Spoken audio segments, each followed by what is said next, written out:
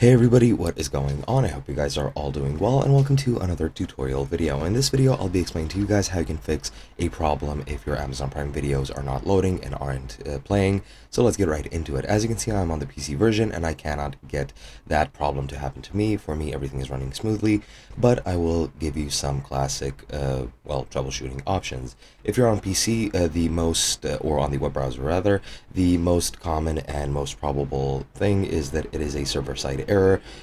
In that case, their servers are not running and their service is not running, and you'll have to wait for them to fix it.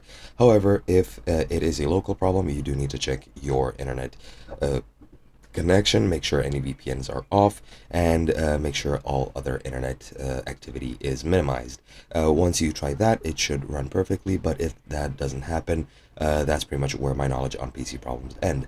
Now, if you're on mobile devices, such as your phone or other TVs, you need to first restart your device, make sure your app and your device software are up to date.